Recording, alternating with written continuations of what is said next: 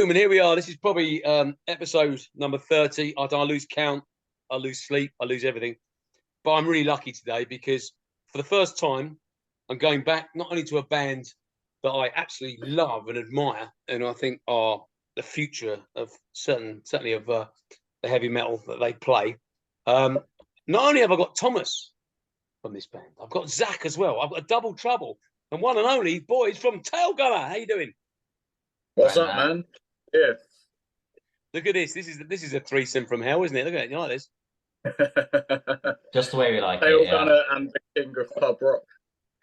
Now, a lot has happened since I last spoke to you, Thomas. Everton stayed up, which I know you're very happy about. Oh, mate, I tell you what. Yeah, when that goal went in, half a Call of the Wild knew I was blue. Zach will agree to. Yeah, I think your cheer when you found out the result was almost louder than any cheer I'd heard the whole weekend. And we're at a festival, so yeah. If you can make a woman do that, I mean, just think. I'm just saying. My wife's just let a massive scream. She's watching the tennis and that. She's Polish, so Świątek just won. I just had a loud scream. I said, I'll wait till it finishes before I start this interview. Otherwise, you just get this loud scream and you think I was going to let her out of the dungeon. Anyway, as I said, a lot's happening. You know how much I love you guys. Thank you for sending me the album. I'm playing it to death. I think it's absolutely awesome. For those of you who don't know, this is the debut album, Guns for Hire, and it's being released in July, isn't it? Yeah, that's right. July 14th, bang in the middle of the summer. Wow. I mean, what a treat to take on holiday with you. And not only to take my book with you, you can now take an album with you. I mean, what a summer away that can be.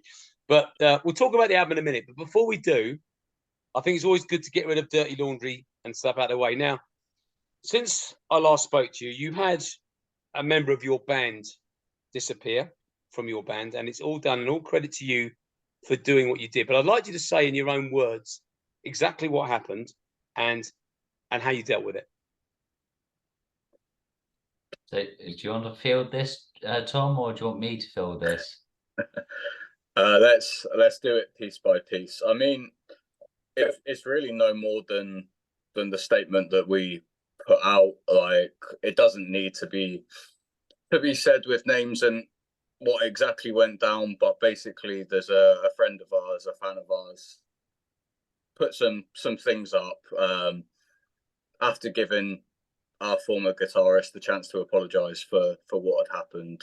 He turned that offer down. She went, okay, I'll put it up on Facebook. Obviously, straight away it creates a bit of a shitstorm for us because the band's named in it.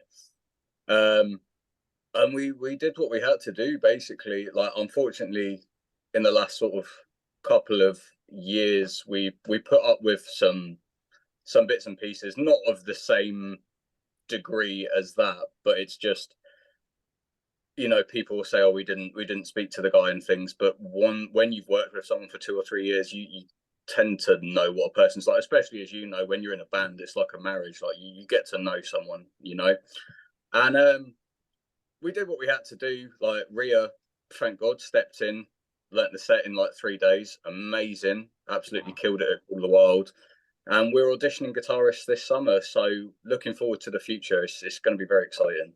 Yeah, it's exciting stuff, and I'll just say on top of that one important thing is that when you're in a band, is that when you're out and about at festivals, anywhere, you're representing yourself as you always do, and you'd always want to keep up like your high appearance or whatever, but you're also representing the band, and it means that you can't say certain stuff without it also falling back on the band, and that is a responsibility you have to have, because you're not only affecting your own career, but you're also affecting other people's careers, which is a really important consideration.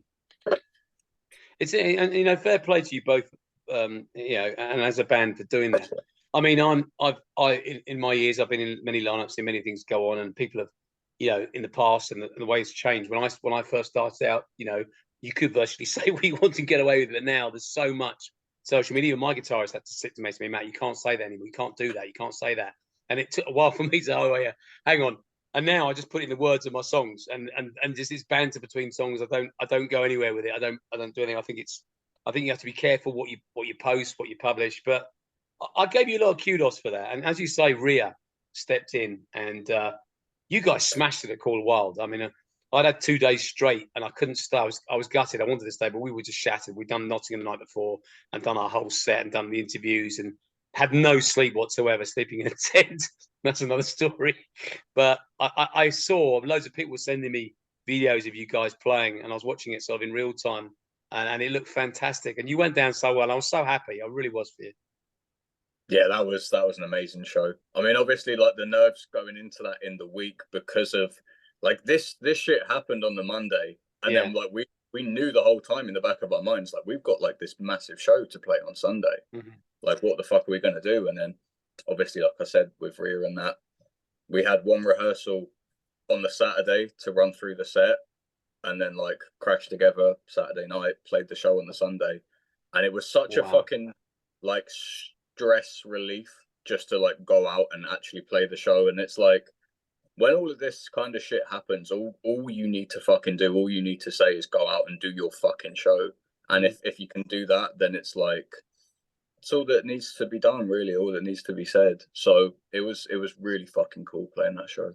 Yeah, I agree. I think that was there were a whirlwind of emotions going on during that week. And it was just a bit of an amazing way to end it. Like the reception we got was incredible. And I agree with everything that Tom said. It's thoroughly deserved. I mean, I loved you guys the first I heard you, and as I told Thomas in my last interview, I love your attitude. I've been around long. I saw Guns N' Roses when they first came over. I saw Iron Maiden, back in the day when I was growing up. I was at the centre of the new wave of British heavy metal. I got to meet Motorhead and I saw all this going on around me, and it's so exciting. What you bring and what you've got is something very unique. There's not too many bands doing exactly the way you're doing it, and I think you should be very proud of that. You sent me the album. And, for the minute of Shadows of the War, the first track, I'm hooked. I mean, obviously, I'd heard Guns for Hire, White Death, and Revolution Scream, and that as I'd gone through. But then I heard the song Blood for Blood, and I just thought, wow, that is such a good song. And it kept going through it. It's an album I can put on over and over again and repeat. And, all credit to you guys. You put together an absolute masterstroke of an album. Well done. Fuck yeah, man. Thank you. Thanks, Matt. No, it's all power to you. So this is it now. So what you're going to do is you're going to start auditioning guitarists, and you'll obviously look for someone who's going to fit in to what you do. Does Rhea not want to do it full time, or does she just feels it's not her thing? Or Rhea's in the mix. It's a big thing, right? Because it's not only do we have to find someone for now that can go out and play these shows, we have to find the person not only that can do that can fucking go and then make the second album and the third album with us, which are like so fucking important. It's like the first three albums, but we have to be there by the third album, and to do something live and to do it in the studio is a totally different ball game, right? And ideally as well, this is the person that we're going to want to work with for the next like 40 odd years. So it's a big decision. Sorry, I was going to say it's important for us to make sure we take our time with it and make sure we make the right decision. So it's not the sort of like first person you jump in bed with sort of thing. Yeah, it's like the thing I was gonna say as well is what's different for us that none of us have ever been through before when we're trying to like find band members is that this band is now a thing, right? So it's like whoever comes in, they get to step into a band that like we have the record deal in place, like we have the tours in place, we have this and that in place, and it's like you're not joining something at the beginning, but you're not joining it too late on. It's like they get to step in right around the release of the debut album, now that all of the cool shit is starting to happen from the previous like year or two of work. So for us, it's like it's a difficult thing because someone has to really be able to just adapt straight away to that. And that means that either we get someone that's been and done it before, or we get someone that's like a 1 in a million fucking player. Do you know what I mean? But there's a few people in the mix. You will. I mean, you're going to get influx with people. I mean, you're going to get that, and you'll be able to. You're both very intelligent guys, I can tell that you know what exactly in your heart, you know when it's right. When someone comes in and and can gel with Zach and gel with yourself on stage, and you'll feel it and you'll know it, and that person will materialize because they'll know it's right for them as well. You get the sort of guys who think they understand what it's about, who can play. I mean, your generation gets it. All these people on Instagram, we've just done a song ourselves about it. All these people like sitting there playing guitar, and you look at this girl and you think she's got 80,000 likes, and she doesn't know what she's playing, doesn't know what she's doing, or some guy, and he's playing at the same riff, and he's got 12 likes. You're thinking, what's the world coming to? Like, and it's funny. My son, he loves. He's at ACM college, and he's phenomenal guitarist. He's probably about a year away from what you guys need. Otherwise, I'd send him. I'd say, please take him. He's perfect. He's got a hair down. He's got the image. He's got everything, and he loves your style. But he loves your album actually. I was going to send him your way. You'll kill me for saying. Yeah, send him away. ACM's Guildford, isn't it? That's right. Because I live around the corner. I had a few friends who went to ACM as well. Yeah, it's good. It's a good place to go if you're a musician. So. Oh, he loves it, and he's up to like. I mean, it's an interesting thing being a parent, and your son's playing. You think, oh, that's cool. I like that. And I need to go to bed now. It's 3 o'clock in the morning. That's great. But yeah, he's little story about ACM. When I was in high school, we went there for like a trip for like because I took music, right, and so we went there to be like, this is what you can go on to, and like I never went to uni because I just thought it'd be more worthwhile playing shows and that. But when I went on this school trip to ACM, we all learned like a few songs and then did a gig at the end of the day. And then they gave me, I don't know if like they were planning to give it to someone or anything, but they gave me like a free pack of bass strings because we went in the summer. It was boiling fucking hot, and I had this leather trench coat on, and I was like 15, and I refused to take it off, even when we were playing the fucking gig. Just like, and they're like, mate, there you go, have a free pack of strings. So yeah. I don't think I ever used them. They're probably fucking horrible, but anyway, that's my say on ACM. It's not a bad one. He our bass player Zach went there, and he did a production course, and so he's great. We just chuck stuff at him. He's now working on our next track at the moment, and just leave him alone. Just let him get on with it. Just don't interfere. Just I'll get the product to him. I say, if you just take that vocal up there, just put that bit down there, and that's it. That's all I have to do. It's all done. Just stay out of the way. Nice. It's quite nice when you have that sort of in-house talent as well. It's something I quite like is the mixing, mastering sort of elements of it, of music. I'm not quite good enough to be commercial with it though, but I like dipping in and out of that sort of stuff. It's interesting you say that. I mean, the various sounds, and we did all our stuff during lockdown when the initial stuff that we did, and it was very kind of like Planet Rock turned the nose up at it, saying, "Oh, the production's not good enough for live." We're thinking, well, we try to sound like we do live. We always try and sound exactly the same live, and that's the way that we've always done it. In fact, we're probably better live because we have that kind of the raw edge that comes to it.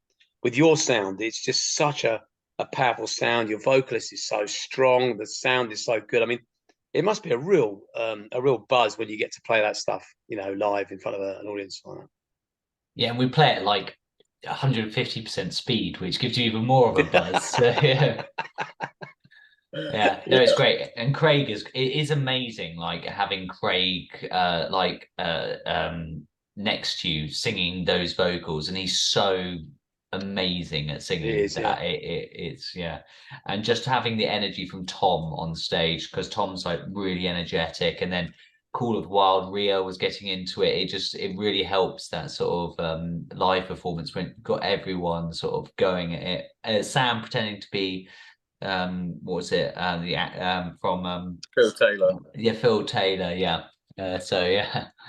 Yeah. Yeah. I went to the Motorhead 10th anniversary party years and years ago, and I can't remember how long it was. And I got to chat to them. Well, they met me a few times, and I chatted about live. And they've got his whole presence is at that festival, with the Motorhead beer and everything. And you feel it with the cardboard cutout. I noticed you stood next to it and you posed for a few photographs there. I really like the bit where you picked Rhea up at the end of the gig, and what a great thing to appreciate the effort that she put in for that gig. And it reminded me when I was playing years and years ago in a pub band, and my brother stepped in, our bass player blew us out, and my brother came in and just learned to set up, my older brother, and it was like, I thought my songs were good. It was so easy. Obviously, he just learned them so quickly. I don't know how bad the songs were or how good a bass player was, but it was a great feeling when you, as you say, the emotion of we got the gig done, we did it, and it went down well, and everyone's really happy. So this is it. So this is the plan now. The album gets released in July, and in the middle of July, people are on summer holidays. They've got time to listen to it, time to take it with them. You have obviously then going to go to. I do believe you're going out to Germany at the end of the year. Is that right? Yeah, we're going to Germany in October. So we have a small German tour before we come back to the UK. We're basically out for like all of October. But Germany's going to be really cool because like at the start of this year when we were asked to play Keep It True Festival, like I said a while back, like that's my dream festival to play, right? It's got all the fucking coolest bands. And so as soon as we knew that we were going to do that, we wanted to put a little tour together beforehand. And obviously, like our label is German, like a lot of our biggest press comes from Germany at the moment, which is no surprise because they fucking love their heavy metal. Yeah, right? Like, so to go over and do that, it's going to be really fucking cool because the support has been so good, and now they don't have to wait anymore, So we'll be in Hamburg, Essen, Stuttgart, and then at the festival, and same show as the UK, so we get to go and try it out on the Germans before we bring it back over here. Oh, they'll love it. Be careful in Hamburg. I was out there a few years ago, and I was approached by a girl that said that for £35 I could have a sex party in my pants. I think that's what she said. I said I think I've spent five already. Actually, it's a fun city. The old beer kellers and down some of the streets that the Beatles used to hang out many years ago. That's exciting. I think you're right about Germany. They tend to. I think also the Czech Republic are like you, and Poland. I think if you get out there and play there, I think they'd lap you up. They really would. We'll be going to Eastern Europe next year. That's locked in. Excellent. Well, if you need a roadie, I might come out and help you because I've got a few contacts out there, and I've always an excuse to go out there and drink the beer. Let's do it, dude. Let's go to yeah, low beard, but singer, shock horror, singer helps us as roadie. Right, so just going back to the album. It's a brilliant album, really good. They're all powerful, nice, easy titles. I like that. There's none of this kind of like Fountains of Lamneth or anything like that. It's all straight ahead, Crash Dive, Blood for Blood, Rebirth, Shadows of War. It says what it says on the tin. So the concept of the album, we discussed a little bit before. Tell me that from your idea, the track order, the track listing, the song titles. Where's that sit with you? Where does the where's album the direction of all the song titles? So how do you feel about that? I think what I think is quite good is our final track on the album is quite aptly named Rebirth. So I think that's a very good song title to end our first album with.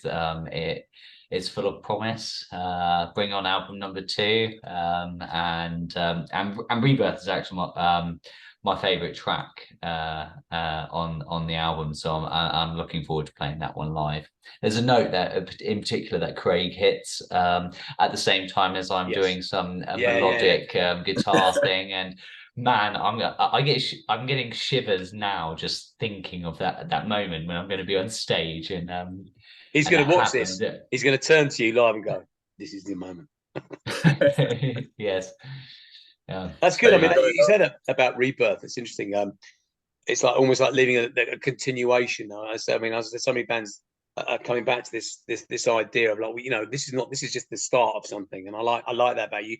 This is going forward. You touched on a second ago, Thomas, about in 40 years' time. That's the way to look at it. Just music.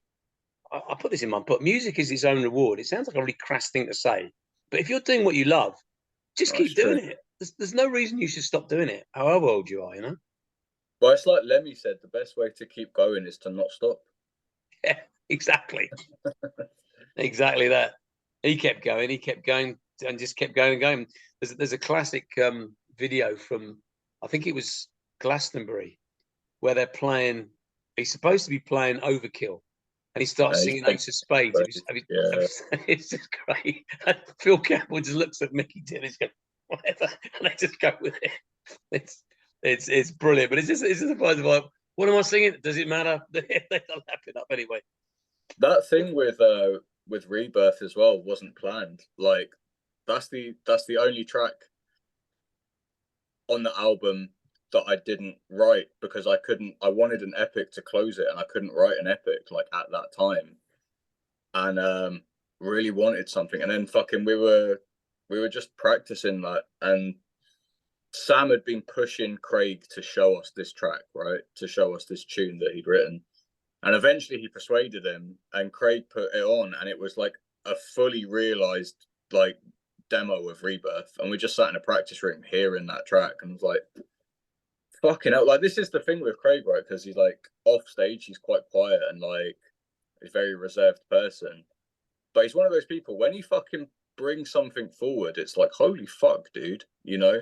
And hearing that track, just like being sat in the room, like fucking hell, blew us away. And like it is really, really nice, like having that close the album, because we had these songs and like we didn't know exactly how to end it. Or I couldn't write a track like that. And just for Craig to bring in this fucking sledgehammer and be like, it's like putting the full stop on everything, you know. I don't want to throw a spanner in the works here. I'm just getting this calling, but I don't know if you've noticed, Rebirth. I'm just saying. I'm just putting it out there. I mean, yeah. Man, you've made me realize. Oh no, is this this interview's divulging into puns? Yes. What has happened? Yeah, how did it start? Where did it all go? I mean, also, I mean, as I said, when you put your EP out, and I said the tracks before on White Death, and when you put them, I love. Who does the graphics? Who designs all the graphics for you for the covers and sleeves? That's my partner, Georgia. Bless her. Yeah, she's very very exceptional. Fucking, yeah, we're very, very, very lucky. But she was for a long time, like she did the stuff for us, and then like wasn't really like bothered at all about doing things for other bands. It was just like, fuck it. And now what's really, really cool is she worked her ass off, like for all of this artwork and all of the graphics. Everything that you see that isn't the album cover is from her. Wow. And now finally, like after working with the label and stuff, they've turned around and given her a job doing freelance for our label and the parent company, which for me, like that's the most rewarding thing, is for her to do all of this with us from day one, like even going back to the posters, helping me like flyer for band members. And now we've got the deal, and now she's a fucking part of that label as well, and she's already working on it's like a reissue of a classic 80s like underground Swedish thrash album. And it's like, that's fucking, for me, like that's fucking the coolest thing to see, is like to be able to properly bring her in with us now. That's amazing. I've got a book. I've got a book out there. Someone gave me for my birthday about 8 or 9 years ago, and it's got it's all about heavy metal albums, color, how they were designed. It's a glorious, like an old gothic book. But it's got. I think I've seen the same book. Yeah, it's incredible, and you look at the designs, and some of them are just incredible. But I think, but she's got a real talent. I mean, it's very striking. It's very you, and although it pays homage to certain things, it's got its own identity. And I think it goes along with everything you're doing. You're creating your own kind of your own message and your own kind of identity with it, and I think it's great. Yeah, no, it's fucking cool. Like from day one, really, or even before day one, we knew what everything like was gonna look like and how it's gonna fit the sound and the, like, you know me, the whole fucking like package of the band. So to be able to have someone like Georgia where we can realize that so easily is super fucking helpful, because we wouldn't have been able to do things like we do with the regularity and things if we didn't have that. You know, I like it, even with your name, with Tailgunner. I mean, it's such a great name. And obviously, people refer to the maiden track. But what I like about it is, if we all could be a gun, we'd be a Tailgunner. We'd be at the back doing that. It's that kind of thing. And when you're with the guitars, it's that kind of feeling that you get right across. And that's it, you know. But I love that. It really suits what you do. But yeah, so what about you? I mean, I know that Zach obviously likes Rebirth. What's your favorite track on the album? Guns for Hire. Yeah. Title track, man. Like, that was the strange thing for me with this first album, is before I wrote the tracks on this album, I didn't know if I could write songs. Like, it was never the plan to be the songwriter in this band, I was always planning to find someone that could write fucking tunes, because I always thought that being a songwriter is either something that you had or you didn't.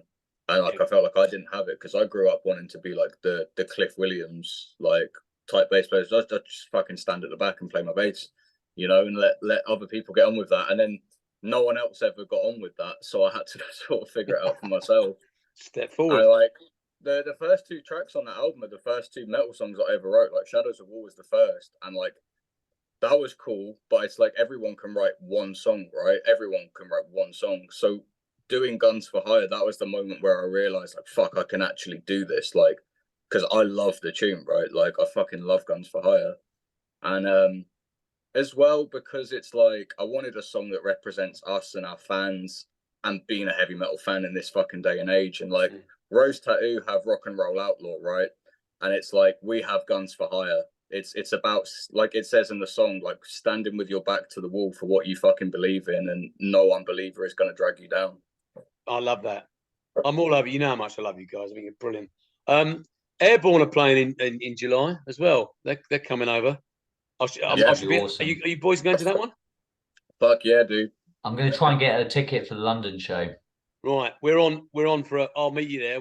I'll see what I met them on their first tour. I told Tom I met them on their first tour in Oxford, and I was promised, like, you know, to come and see them in Borderline, guest ticket, all that kind of stuff. But in between them playing in Oxford, they become so big that all the guest tickets had gone. And Joel phoned me up and said, "I'm sorry, man, about that thing, but I can't do it anymore." So I've got a bone to pick with him. And I say, "Wait, remember that day? I knew you before you were famous." Yeah, brilliant. But you guys, I think you're going to tear it up. I think I really can't wait to see what happens when you get out to Europe, because I just know the way they're going to take to you. You are going to go out there and suddenly go on this tour, and you're going to come back and you think, we don't need to come back to the UK. You know, why would we bother? It's going to be fun playing our first show abroad. Like it's funny us trying to work, like stumble our way through logistics of it all. Like we're definitely newbies to this. Like, how do you even get instruments over the channel? Like will they be destroyed in hold? Put them on the seats. Get extra seats. That's what you have to do. Yeah, that's what I've heard. Yeah, expensive, risky business. Yeah, don't trust baggage handlers, whatever you do, for God's sake. You know, especially it's going to be nice as well. Like we're looking at the venue for this festival that we're playing, and it's the same place that Slayer played there on the Rain in Blood tour, and Iron Maiden played there on the World Slavery tour. So like when I told our label that we were playing this festival, we haven't announced this yet, but we're going to record everything and put out like a live EP on record. Oh, I've got an exclusive. An exclusive on Matt's chat. There we go. There you go. But no one knows for this. us to be playing that same venue is like, it's just got so much history, you know. Yeah. It's gonna be a hell of a fucking show. I can see nothing but goodness. So now you've got the auditions start in July. So if anyone is watching this wants to apply, where do they apply? How do they get hold? How do they sort of apply for the audition? They need to email us. So it's contact@tailgunnerhq.com. Send us fucking videos you play in, send us photos, make sure you've got a passport and you're ready to go and fucking tour in Europe. There you go. You got it here, definitely. Right. Well, I'm gonna have to wrap up. I've got to probably go and do clean the toilets. That's rock and roll or something I have to do this evening. There'll be some chore for me. But I absolutely love you guys. Zach, lovely to meet you. We will catch up. I will see you live, whether it were somewhere down the line. And honestly, if you haven't got this album, it's coming out in July. Guns for Hire, 10 tracks, every single one an absolute banger, and you'll be playing it loud out of your car, out of everywhere, and you won't stop playing it. This band is going to go from strength to strength. Tailgunner, I love you. Respect. Speak soon. Thanks, Matt. Speak soon. Take care. Bye-bye. See ya.